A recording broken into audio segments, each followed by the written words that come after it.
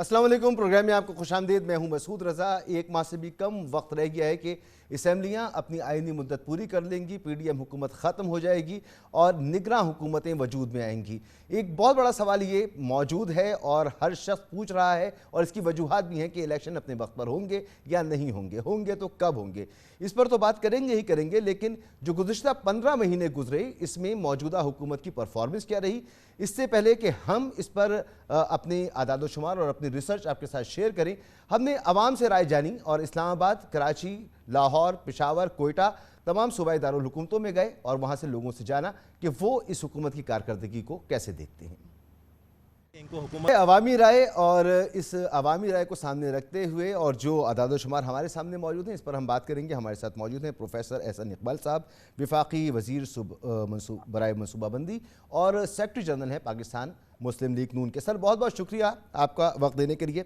Sir, ये जो 15 महीने गुजरे हैं इसमें सबसे बड़ा चैलेंज जो आपके सामने रहा, कई चैलेंजेस रहे, उसमें सबसे बड़ा चैलेंज आपके लिए मईशत था। जब आपने हुकूमत संभाली तो आपका दावा यह था कि महंगाई कम करेंगे, आम आदमी पर इसके असरात नज़र आएंगे, यानी उसको रिलीफ देंगे। इसके लिए आपने हुकूमत में आने से पहले आप और आपकी इत्तेहादी जमातों ने मुजाहरे भी किए, लॉन्ग मार्चेस भी निकाले। लेकिन अब जब आपकी हुकूमत जा रही है तो साफ नज़र यह आ रहा है कि पिछले दौरे हुकूमत के मुकाबले में महंगाई हो, शरह सूद हो, रुपए की कदर हो, इकनॉमिक एक्टिविटी हो, सब जगह तनज़्ज़ुली के शिकार हैं हम। सर, आप कैसे ये करार दे रहे हैं कि आपने मुल्क को मसाइल से निकाला है 15 महीनों में और जो वादा था वो आपने पूरा किया है? मसूद साहब, बहुत शुक्रिया। मेरा ख्याल है कि सबसे पहले तो मैं आपकी तवज्जो मबजूल कराना चाहूँगा पिछली हुकूमत के अपने मुशीरों के बयानात की तरफ। 2022 में जब हमें हुकूमत हैंड ओवर हुई तो ख़ुद हुकूमत पिछली जो थे उसके वज़रा ये कहते थे कि शुक्र करें कि हम हुकूमत से निकल गए हैं, वरना लोगों ने हमें पत्थर मारने थे। और उस हालत में पाकिस्तान हमें मिला था कि जब पूरी दुनिया में और ख़ुद पाकिस्तान के अंदर शर्तें लग रही थीं कि 4 हफ़्ते लगेंगे या 6 हफ़्ते लगेंगे पाकिस्तान के डिफ़ॉल्ट होने में। और अल्हम्दुलिल्लाह हम ये बात का ज़रूर क्रेडिट ले सकते हैं कि पाकिस्तान ने इन 15 महीनों के अंदर उन नामुसाइद हालात जो कि हमें दाखिली तौर पे मिले थे और बाहर से जो खारजी सतह पे भी यूक्रेन वॉर के बाद दुनिया में एक बहुत बड़ा बहरान आया हुआ था, उस पर भी काबू पाने में हमें बड़ी मदद मिली। पाकिस्तान को उस IMF के मुआहदे पर जिस पे कि हमें खुद तहफ़्फ़ुज़ात थे जब हम अपोजिशन में थे, क्योंकि हम उस वक्त ये कह चुके थे कि हुकूमत ने, इमरान खान की हुकूमत ने इस मुआहदे पर नेगोशिएट किए बगैर, पाकिस्तान के मफादात को देखे बगैर दस्तखत कर दिए हैं, जिसके नतीजे में इसके असरात अवाम पर महंगाई की सूरत में निकलेंगे। लेकिन जब हम हुकूमत में आए तो हमारे पास कोई और ऑप्शन नहीं थी कि हम उसी पैकेज को, उसी IMF मुआहदे को बहाल करें, क्योंकि अगर हम वो बहाल ना करते तो पाकिस्तान खुदा ना खास्ता डिफॉल्ट कर सकता था। तो लिहाजा मैं समझता हूँ कि इस हुकूमत की सबसे बड़ी कामयाबी ये है कि हमने IMF के मुआहदे को बहाल करवा के पाकिस्तान को डिफॉल्ट होने से बचाया।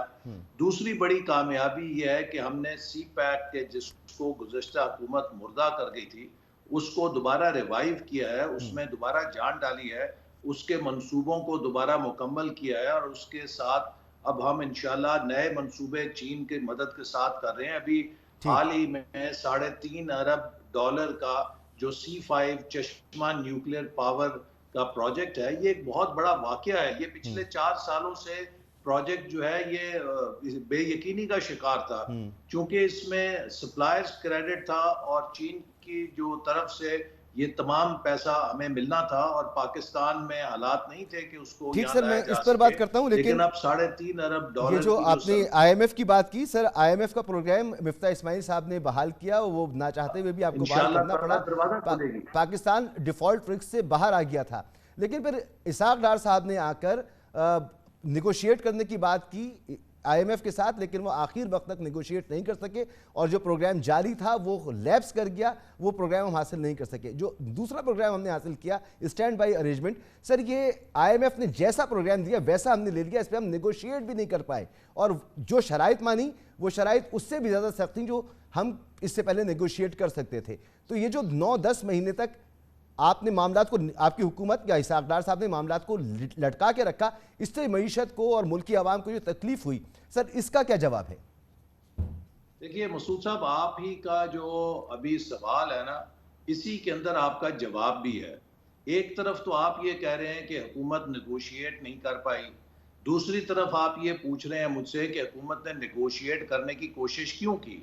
اگر حکومت نیگوشیٹ نہ کرے اس پر بھی آپ کو اعتراض ہے، اور اگر حکومت نیگوشیٹ کرنے کی کوشش کرے تو اس پر بھی آپ کو اعتراض ہے۔ سر تو لہٰذا میں یہ سوال آسان ریفریز کر راستہ دیتا ہوں، نہیں ہے، اور غیر جیسے میں نے حقیقی کہا، اپروچ تھی اسحاق ڈار صاحب کی، اور جانتے بوجھتے انہوں نے آئی ایم ایف کو دھمکیاں بھی لگائیں، آئی ایم ایف کی بات نہیں مانی، جو کام ہم 9 مہینے پہلے کر سکتے تھے وہ اسحاق ڈار صاحب نہیں کر پائے، اور وزیر اعظم نے انٹروین کر کے اور پھر جلد بازی میں یہ معاہدہ کیا۔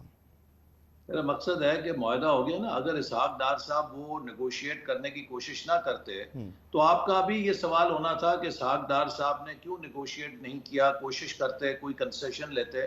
تو اگر انہوں نے ایک کوشش کی کہ کچھ ہم ریلیف حاصل کر سکیں تو اس میں کوئی غلط بات نہیں ہے، سر لیکن 9 اینڈ مہینے آف ضائع دا ہو ڈے گئے۔ ہم نے جو تمام وہ شرائط کے جو عمران خان صاحب تسلیم کر کے گئے تھے اور خود انہوں نے ان پر عمل نہیں کیا تھا، ہمیں ان کو عمل کرنا پڑا، ان سخت فیصلوں کو کرنا پڑا ملک کی معیشت کو بچانے کے لیے۔ اور آج الحمدللہ پاکستان میں آپ دیکھیے سٹاک مارکیٹ بحال ہو رہی ہے، پاکستان کا روپیہ مستحکم ہو رہا ہے، پاکستان میں بیرونی سرمایہ کاری دوبارہ آنا شروع ہو رہی ہے، پاکستان ایک بحالی کے عمل پہ چل پڑا ہے، اور اب ہمیں اس بحالی کے عمل کو بچانا ہے۔ جیسے کہ 2018 میں جب پاکستان کی معیشت چالو ہو گئی تھی، ہم نے اس کے اوپر ایک بم پھینک دیا تبدیلی کا، اور سب چیزیں تہس نہس ہو گئیں۔ تو اب اس وقت پھر ہمیں ایک موقع ملا ہے، ہم بحالی کی طرف جا رہے ہیں، اور ہمیں تو پالیسیز سر کے آپ اندر اس بات سے تسلسل اتفاق نہیں رکھنا کرتے کہ ضروری 9 ہے، مہینے اور حکومت اگر نے آپ پھر کے ہم نے ضائع اپنی کیے، پالیسیز میں یو ٹرن لیا تو اس کے پھر نقصانات ہوں گے۔ 15 میں سے 9 مہینے آپ کی حکومت نے ضائع کیے، اس سے آپ اتفاق نہیں کرتے؟ نہیں، بالکل بجائے نہیں کی، ہم نے تو ایک ایک دن جو ہے وہ پیرا دیا ہے، ایک ایک دن ہمیں معلوم ہے کہ ہم نے کس طرح پاکستان کی معیشت کو پسلنے سے بچایا۔ میں آپ کو ایک مثال دے دیتا ہوں۔ جب 2018 میں وزارت منصوبہ بندی میں نے چھوڑی تو پاکستان کا ترقیاتی بجٹ 1000 ارب روپیہ تھا۔ جی حسن اقبال صاحب، 1000 روپے ترقیاتی بجٹ تھا پاکستان کا، اور اگر آپ انفلیشن کا امپیکٹ ڈالیں تو یہ 2018 کے قیمت کے مقابلے میں 300 ارب بھی نہیں ہوگا۔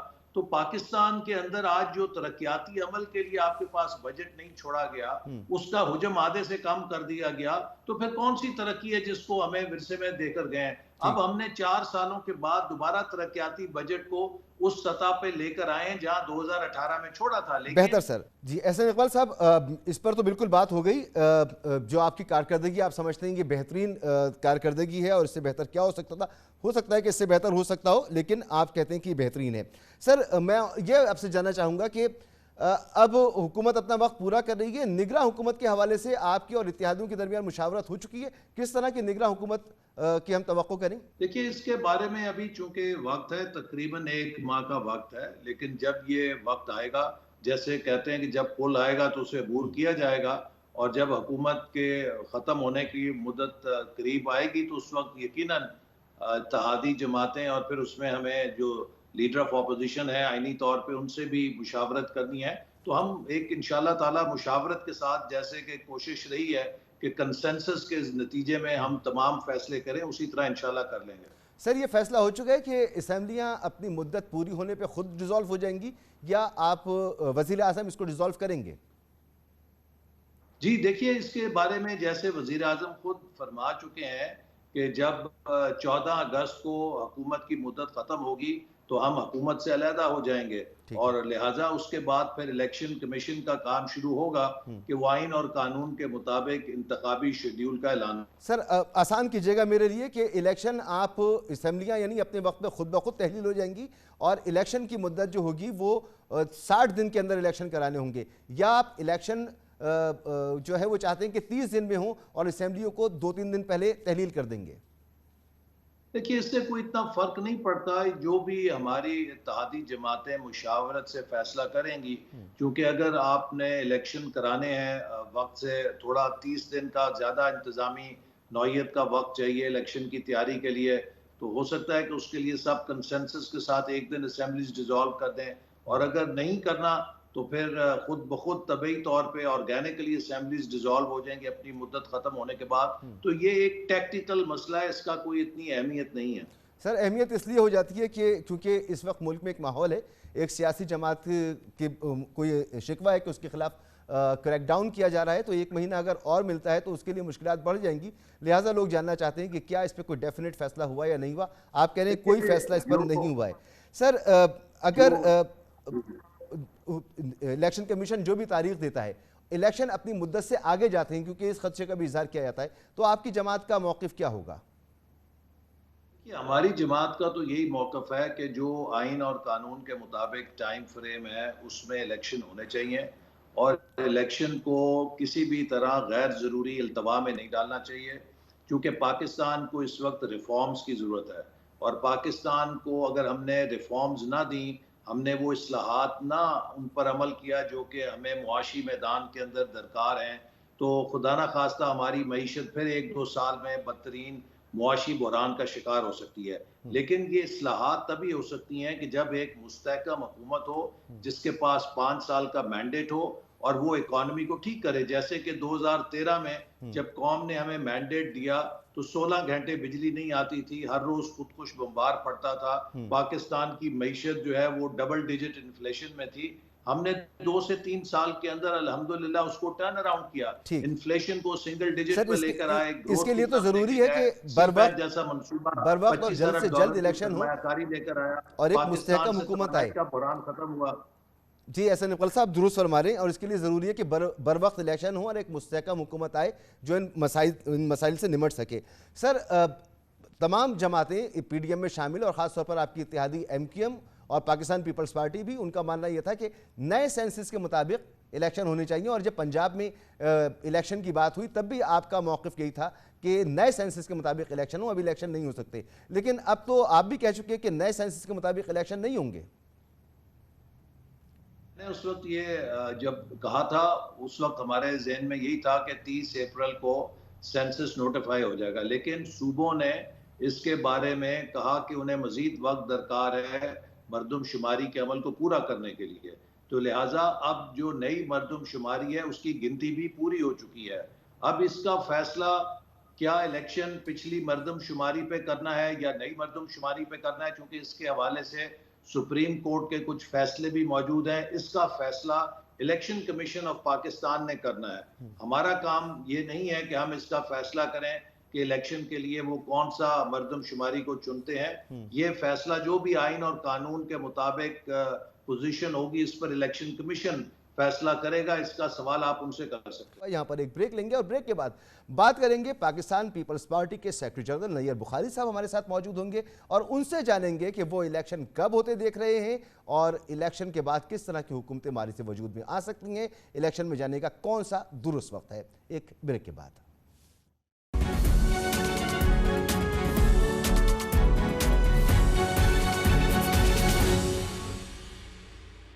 پروگرام میں آپ کو ایک بار پھر خوش آمدید. اب صرف چند ہفتوں کی بات ہے, یہ حکومت اپنی میعاد پوری کر لے گی, اسمبلیاں تحلیل ہو جائیں گی, اور ایک نیا پروسیس شروع ہوگا کہ نگراں حکومتوں کا قیام وجود میں آئے گا. پنجاب میں اور خیبر پختونخوا میں تو نگراں حکومتیں موجود ہیں, مرکز میں نگراں حکومت آئے گی, بلوچستان میں نگراں حکومت آئے گی, سندھ میں نگراں حکومت آئے گی, اور پھر ہم الیکشن کی طرف جائیں گے. الیکشن اپنے وقت پر ہوں گے یا نہیں ہوں گے, یہ سوال سب کے ذہنوں میں موجود ہے. بریک سے پہلے ہم نے بات کی جناب پروفیسر احسن اقبال صاحب سے, اور اس وقت ہمارے ساتھ موجود ہیں محترم جناب نیئر بخاری صاحب, سیکرٹری جنرل ہیں پاکستان پیپلز پارٹی کے اور اہم رہنما. بہت بہت شکریہ جناب نیئر بخاری صاحب. سر آپ لوگوں کے لیے یہ بات میٹر کرتی ہے کہ حکومت اسمبلیوں کو اپنی وقت سے چند دن پہلے تحلیل کر دے, یا اسمبلیاں اپنی مدت پر از خود تحلیل ہو جائیں؟ دیکھیں, یہ جو آئین کے مطابق تو اگر اسمبلی اپنی مدت پوری کرتی ہے تو 60 ڈیز کے اندر انتخابات ہونے چاہیے. میں تو ذاتی طور پہ سمجھتا تھا کہ موجودہ اسمبلیاں جو ہے اپنی ٹرم پوری کریں, جو 12 اگست اور 13 اگست کی میڈ نائٹ کو ختم ہوتی ہیں. آج میں نے ٹیلی ویژن پہ ہی دیکھا کہ جناب آصف علی زرداری صاحب کی ملاقات ہوئی, اب اس کے حوالے سے خبر چل رہی تھی کہ سیکنڈ ویک میں ریزولوشن کی بات کی ہے، لیکن کیونکہ میں ان مذاکرات پہ شریک نہیں تھا، پریوی ٹو اٹ، تو اس لیے میں کچھ کہہ نہیں سکتا، لیکن میں یہ سمجھتا ہوں کہ جو پرائمریلی آرٹیکل 224 میں جو پیریڈ لکھا گیا ہے اسمبلی کی ڈیزولوشن اور ٹرم پوری کرنے کا، تو فرق صرف 30 ڈیز کا ہے۔ اور آپ یہ ضرور ذہن میں رکھیں کہ ڈیزولوشن پہ 90 ڈیز اس لیے دیے جاتے ہیں کہ جب کوئی مڈ ٹرم الیکشنز کی بات ہو تو یا پرائم منسٹر جو لیڈر آف ہاؤس ہے وہ ایڈوائز کر دیتا ہے کہ اس کو میجورٹی حاصل نہیں رہی نیشنل اسمبلی میں اور ڈیزولوشن کی طرف لے جاتے ہیں، تو الیکشن کمیشن کو ٹائم مل سکے تاکہ وہ پریپریشن کر سکے، ٹھیک ہے، اور پولیٹیکل پارٹیز کو بھی ٹائم مل سکے۔ لیکن جب ٹرم پوری ہو رہی ہو اور اگر آپ ایک ہفتہ پہلے ڈیزالو کریں گے ٹرم پوری ہونے سے پہلے، تو میرا خیال ہے وہ جو اسپرٹ ہے اس آرٹیکل کی وہ اس کے مطابق نہیں ہوگا۔ 90 ڈیز اس لیے رکھے جاتے ہیں کہ پولیٹیکل پارٹیز کو الیکشن کمیشن کو وقت مل سکے، ٹھیک ہے، کہ جب ٹرم پوری ہو رہی ہوتی ہے تو آبویسلی الیکشن کمیشن نے بھی پروسیس شروع کیا ہوتا ہے، اس کی تیاری ہوتی ہے الیکشن کے لیے، اور پولیٹیکل پارٹیز کی بھی تیاری ہوتی ہے، کیونکہ نیشنل اسمبلی کی ٹرم پوری ہو رہی ہوتی ہے اور within next sir Pakistan Peoples party کی کیا تیاری ہے 60 دن کی یا 90 دن چاہتی ہے پاکستان پیپلز پارٹی؟ ہم دونوں صورتحال کے لیے تیار ہیں، ٹھیک ہے، ہر دونوں صورتحال جو سچویشن ہے اس کے لیے ہم تیار ہیں۔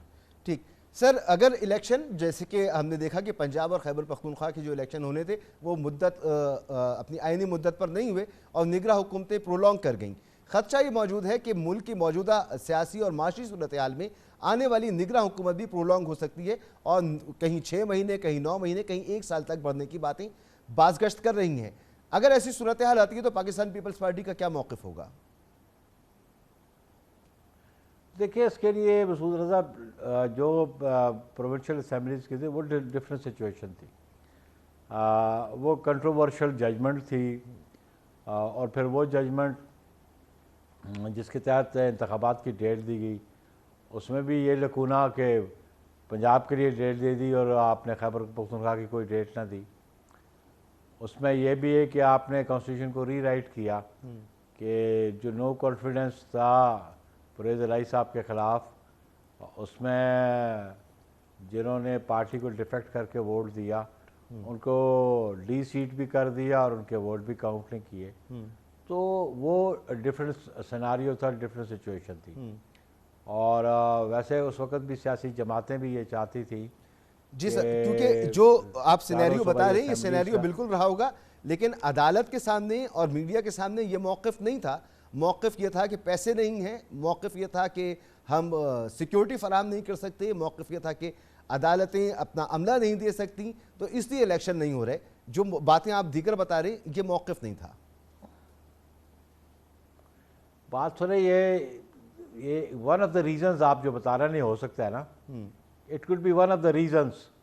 الیکشن کروانا الیکشن کمیشن کا کام ہے اور یہ رسپانسبلٹی آئین کے جو آرٹیکلز ہیں وہ الیکشن کمیشن پہ ڈالتے ہیں، لیکن میں نے آپ کو سچویشن کو بتایا۔ ٹھیک، آج سچویشن جو ہے ٹرم پوری ہو رہی ہے اور آلموسٹ کوئی 68-70% میں الیکشن اگر اس وقت ہوتا تھا پروونشل اسمبلیز کا تو اس نے الٹیمیٹلی ان جنرل الیکشنز کو جو نیشنل اسمبلی ان کو افیکٹ کرنا تھا، تو اس لیے میں سمجھتا ہوں کہ اب انتخابات ہو رہے ہیں۔ بلکہ میں آپ کو یہ بھی بتا دوں کہ ایون گلگت بلتستان اور آزاد کشمیر کے جو منتخب نمائندے ہیں وہ بھی چاہتے ہیں کہ ان کی اسمبلیوں کے انتخابات بھی پاکستان میں جب انتخابات ہو رہے ہیں ان کے ساتھ ہونے چاہیے، تاکہ کوئی بھی گورنمنٹ جو وفاق میں بیٹھی ہو اس کا کوئی امپیکٹ یا انفلوئنس وہاں پہ نہ ہو سکے۔ یہ ان کی ڈیمانڈ بھی ہے، ٹھیک، اس لیے اس وقت یہ پولیٹیکل فورسز نے یہ سمجھا کہ الیکشن جو ہے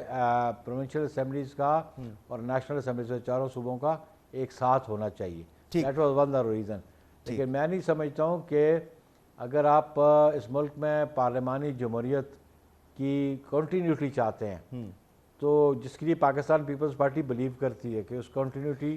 سر کیا پاکستان پیپلز پارٹی اس پر بلیو کرتی ہے کہ جب دوبارہ برسر اقتدار آئیں اور جو بھی حکومت بنے اس کو چاہیے کہ یہ اسمبلیاں خاص طور پہ صوبائی اسمبلیاں تحلیل کرنے والی جو شق ہے اس کو نکال دینا چاہیے, کیونکہ اگر کبھی بھی کسی نے اس کو ایکسرسائز کیا تو پھر جو بیلنس ہے وہ آؤٹ ہو جائے گا, مرکز کے الیکشن کبھی ہوں گے اور صوبائی اسمبلیوں کے الیکشن کبھی ہوں گے, تو یہ شق درست نہیں آئین میں, اسے نکال دینا چاہیے. یہ آپ کی تجویز ہو سکتی ہے, یہ آپ کی سوچ ہو سکتی ہے, لیکن آپ کو علم ہونا چاہیے کہ آئین کو امینڈ کرنے کا اختیار جن کو ہم منتخب کر کے بھیجتے ہیں ان کے پاس ہے.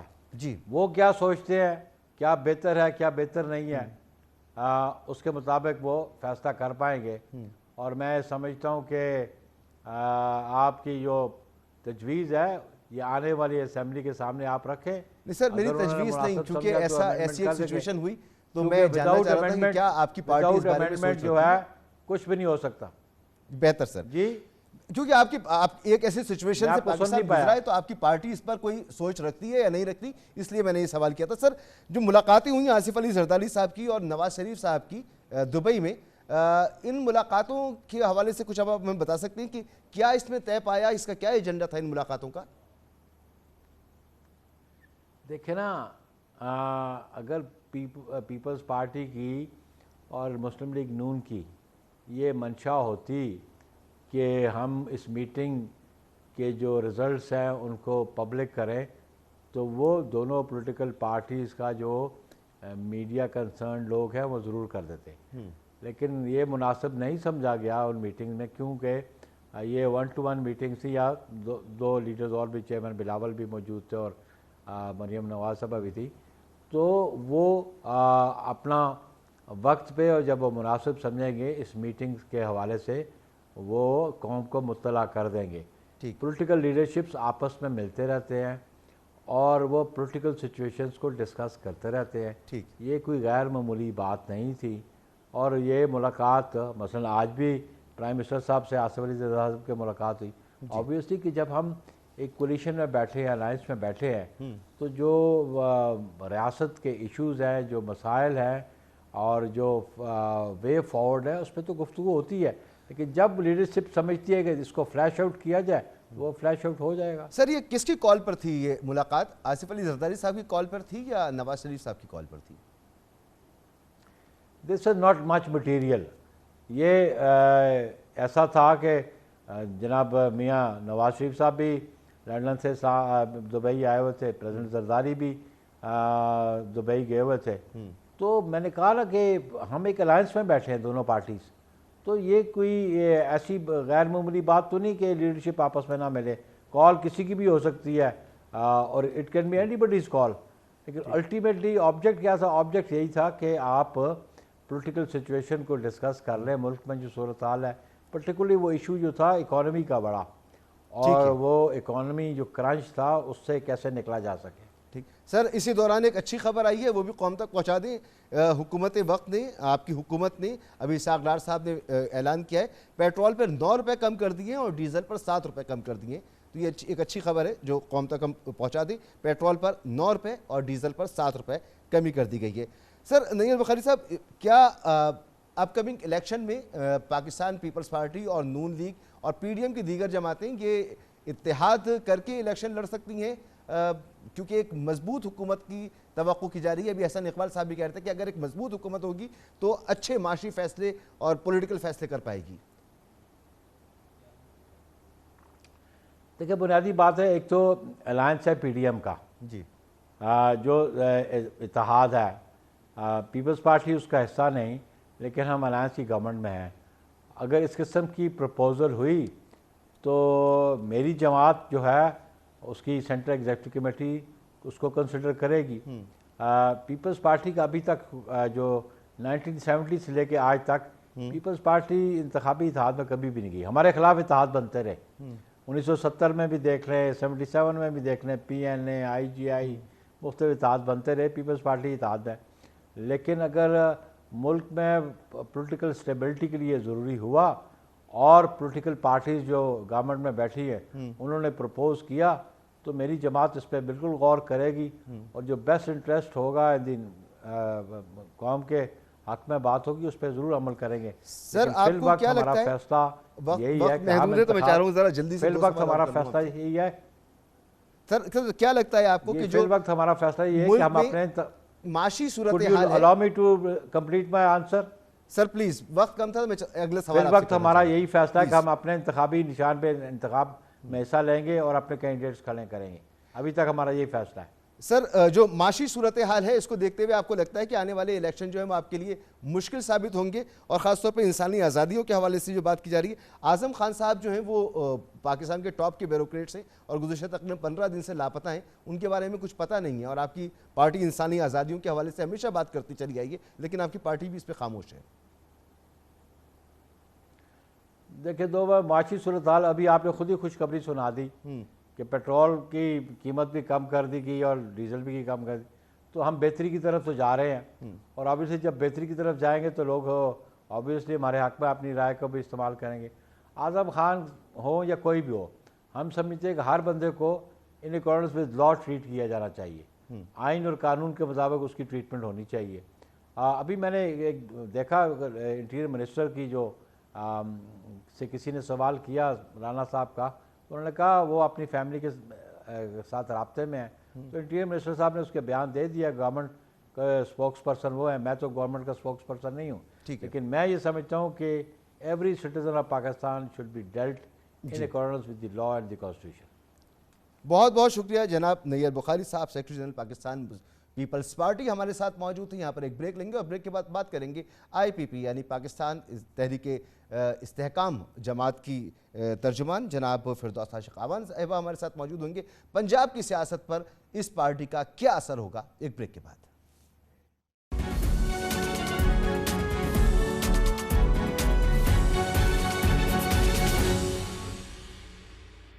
پروگرام میں آپ کو ایک بار پھر خوش آمدید. تحریک استحکام پارٹی کیا سوچ رکھتی ہے آنے والے الیکشن کے حوالے سے اور کس جگہ اس وقت کھڑی ہے؟ ہمارے ساتھ موجود ہیں مرکزی ترجمان جناب فردوس عاشق اعوان صاحب.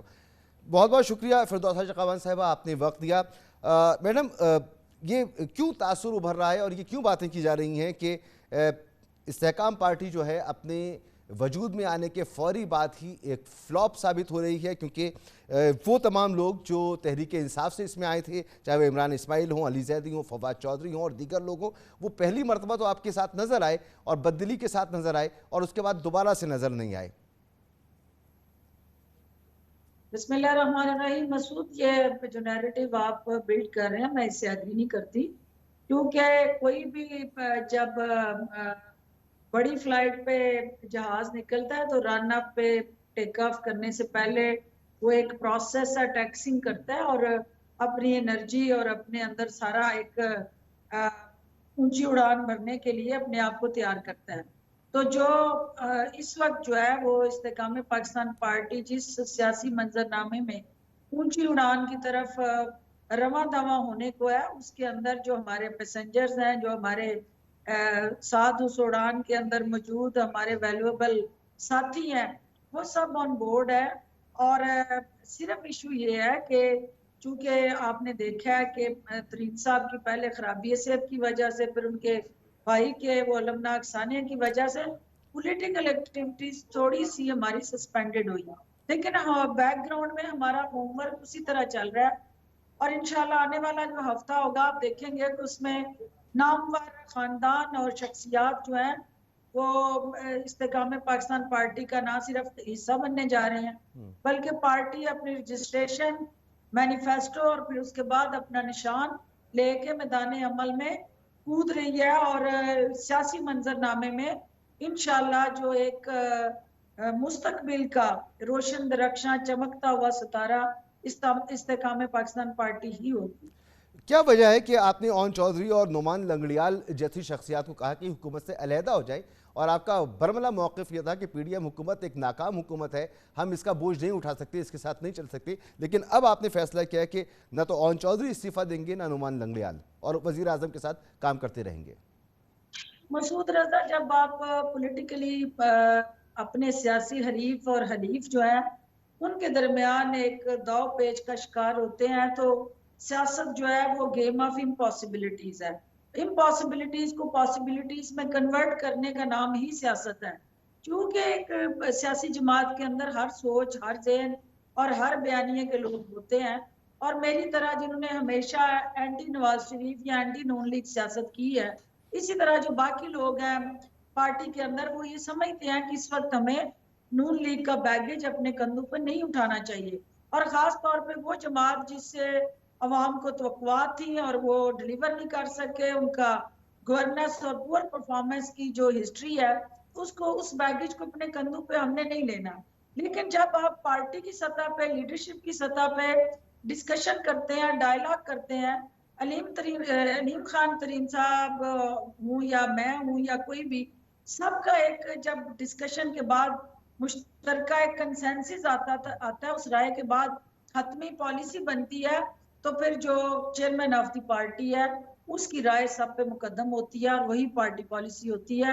جہانگیر ترین صاحب کا یہ کہنا ہے کہ اس وقت جو ہے وہ پاکستان کو ہم کسی صورت بھی غیر مستحکم نہیں کرنا چاہتے، ریاست اور سیاست دونوں کے مفادات کا تحفظ کرنا ہماری اولین ترجیح ہے، اور ہماری سیاست کا محور اور مرکز جو ہے وہ عوام کے مفادات ہیں، لیکن اس کے ساتھ پاکستان کا معاشی اور سیاسی استحکام بھی ہے۔ لہٰذا ہم یہ ہمارا ایک اپنا بیانیہ، اپنا مینیفیسٹو، اپنا پلیٹ فارم، اپنا نظریہ، لیکن اس سچویشن کے اندر ہم حکومت وقت کو صرف اس لیے کندھا دے کے، سہارا دے کے، سپورٹ دے کے یہ باور کرانا چاہتے ہیں کہ جہاں پاکستان کا مفاد ہے، وہاں پر ہم سب ساتھ ہوں گے۔ میڈم یہ بھی بتائیے گا، جی بہتر، ہم آپ کے مینیفیسٹو کا بھی شدت سے انتظار کر رہے ہیں۔ مجھے یہ بھی بتائیے گا کہ آپ اگلے الیکشن میں، یعنی اپ کمنگ الیکشن، جنرل الیکشن میں کن حلقوں کو آپ، کن علاقوں کو ٹارگٹ کر رہے ہیں؟ کیونکہ پورے ملک کے طول و عرض میں تو آپ کی پارٹی کا وجود نہیں ہے، اور اس وقت بھی اتنا نہیں ہے کہ وہاں آپ تنظیم سازی کریں اور وہاں سے لوگوں کو کھڑا کریں، لوگوں کو تیار کریں۔ تو اس الیکشن میں جو آئے گا، آپ کا فوکس کہاں ہوگا کہ کہاں سے آپ کو سیٹس لینی ہیں، اور ملک میں آنے والے وقت میں کہاں پر آپ کو اپنا کردار ادا کرنا ہے؟ آپ نے دیکھا کہ ایک نو ملوک جماعت جو ہے اس نے اپنی لانچنگ پہ 100 سے زائد ٹکٹ ہولڈر، پارلیمنٹیرینز اور عوامی نمائندوں کا شو اپ کیا۔ لوگوں کو یہ نہیں کہا کہ وہ بھی ہمارے ساتھ ہے، وہ باقاعدہ فزیکلی میڈیا کے سامنے ہم نے اس تقریب میں ان کی رونمائی کرائی۔ اب چونکہ اگلا فیز ہمارا جو ہے وہ ایک رجسٹریشن، مینیفیسٹو اور نشان کا ہے، تو اس طرف ہم بڑھ رہے ہیں۔ تیسری ترجیح جو آپ کہہ رہے ہیں کہ کس طرح ہم پولیٹیکل لینڈسکیپ میں ایڈجسٹمنٹ کریں گے اپنے کینڈیڈیٹ کو، تو دیکھیے ہمارا تو فوکس یہ ہے کہ ہم پاکستان کے ہر حلقے میں اپنے کینڈیڈیٹ کھڑے کریں۔ ہمارے ساتھ پورے پاکستان سے جو الیکٹیبل ہیں وہ رابطے میں بھی ہیں، لیکن ہم نے یہ دیکھنا ہے، ترین صاحب کا یہ موقف ہے کہ ہمارا یہ گلہ رہا پاکستان تحریک انصاف سے کہ اس نے لوگوں کو عزت اور جائز مقام نہیں دیا۔ وقت ختم ہو گیا، آپ کا جواب بھی پہنچ گیا۔ بہت بہت شکریہ، آپ نے ہمارے لیے وقت نکالا۔ انشاءاللہ پھر کسی نشست میں تفصیل سے بات کریں گے۔ بہت شکریہ آپ کا۔ پروگرام آپ نے دیکھا، اجازت دیجیے، اللہ حافظ۔